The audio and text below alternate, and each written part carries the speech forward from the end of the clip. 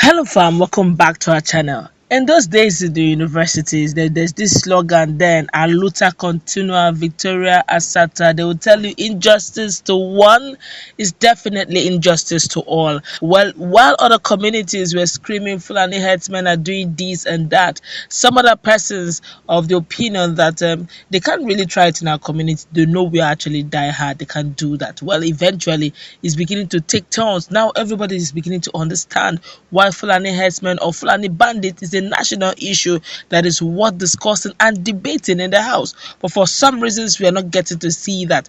As we speak right now, Rivers is boiling, and none other issue than Fulani Herdsmen. And to amaze you what they have decided to do over this matter. But before we go into the news proper and further analysis, we'd like you to subscribe to our channel by clicking on the red subscribe button. Beside it, you will see a bell notification icon. Please go ahead, click on it to get notified as soon as we update our channel on YouTube. Well, there has been tension in Agbochia community in Eleme local government area of Rivers State after Fulani herdsmen invaded the area, destroying farmlands and assaulting the residents. This has become a way of life of the Fulanis, always having this signature everywhere they go. But let's continue with the news anyway. Well, it was learned that the invasion started on Monday, with residents deserting the area gradually due to the fear of the killer herdsmen, who reportedly also raped some women in the community. Have you now seen?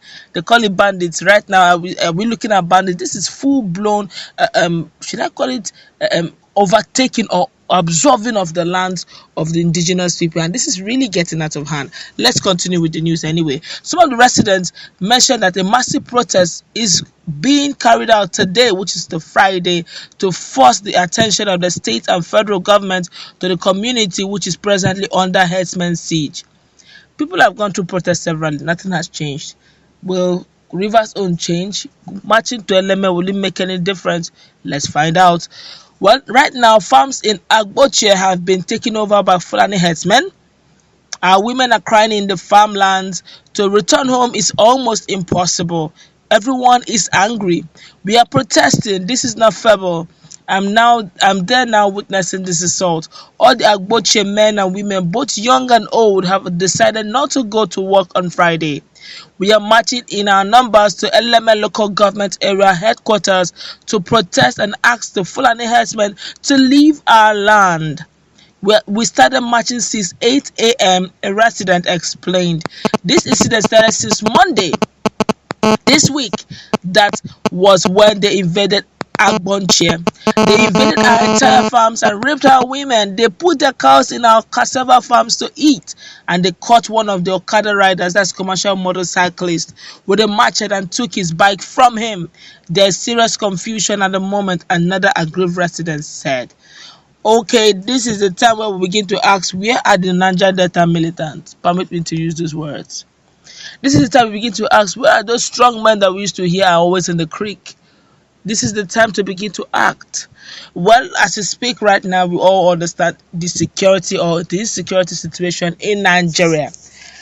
Doing the same thing that other communities are doing and expecting a different result, if you ask me, it sounds more like a foolish one.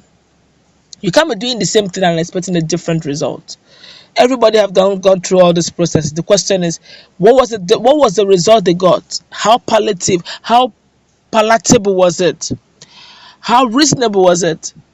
Yeah, protest is one way to start it with, but other than that, is there a plan B? I keep hearing this Niger Delta militant. These guys they are right now at your doorstep. They're at your backyard.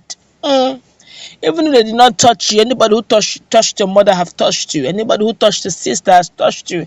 Anyone who touched your brother has touched you. The question is, what now? Well, it's good to know that Governor Nyesom Wike is a project man and is a no-nonsense man. We hope he will rise up to the occasion to gather people. We all know that at this time of the day, or at this time of the year, or at this time of this insecurity situation, we shouldn't even be thinking of calling the police. Police right now, they have too much in their hands. The security agencies right now, their hands are very, very full. I tell you, when I say their hands are full, I mean their hands are really full. I think at this stage, we should be thinking of community policing. Each community should have what we call vigilante. Why does it trying to think of community policing? Let the youth begin to look. I've learned one thing in life. Don't say because it's still far from me, it doesn't concern me. Once it concerns one person, it should concern everybody. When they started moving down to the south, I knew there was a problem.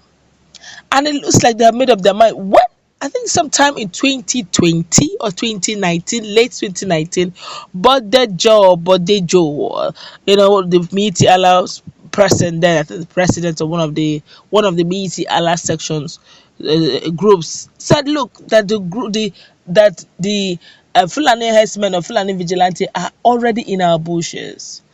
We didn't understand it. I'm sure a lot of persons didn't understand what he meant. Well, they started acting, and they're not acting very nicely. They're giving signals. They don't do videos. They just do their thing. And when they do their thing, it's the victims that come and scream that they have done their thing. They don't come out and shout that they have done their thing. They are even sometimes find it difficult to even get evidences against them, like what is happening in Wakili. Okay, where the police have said, and the security agencies have said, okay, fine, we have gotten Wakili in our custody. Can anybody step up with evidence? We don't prove it beyond reasonable doubt that he is what you call him. Nobody seems to have any evidence against him, simply because there is none. It's just word of mouth, because there's none. They ensure that whatever they do is out of the radar. They ensure that whatever they do, they don't even do a media broadcast over it. And so at the end of the day, even when they are caught, it's your word against theirs. I cannot say that what these guys are saying is a lie. I'm talking about the Rivers people, because the symptoms and the narration of how they attack, how their ways of making things happen is the same everywhere, every part of the south. Ask the Ogun resident what happened. They will give you a description of what the LMA guys have just given you now, the River State guys have given to you. Ask those in Enugu or ask those in Anambra. They will tell you that this is similar to what they've been used to. So it now clearly shows that this is their modus operandi. This is how they operate, and it's not different. I will keep hearing this over and over again, and people keep saying the same thing. Come to our rescue, protest here, protest there. Most often than not, there's not going to be any arrest. Now the question is, how did we get here? What next? Who is going to rescue the indigenous people? Now you ask a question: why should somebody be chased away in his own farm? Now look at the environment. We have generally two the seasons. We have the harvesting period and the planting period. Nigeria is about to enter, the southerners are about to enter this planting period of the season. If they are not allowed access to the farms, then what will happen to their food basket? And remember, the food boycott or the cow boycott that happened, they couldn't have much effect simply because the people had already a background on what to do. But right now the situation is different. It is now in River State. The question is, what do we do? Every state seems to have having a little test of what the Fulanis can do or the Fulani bandits can do. What do we do after now?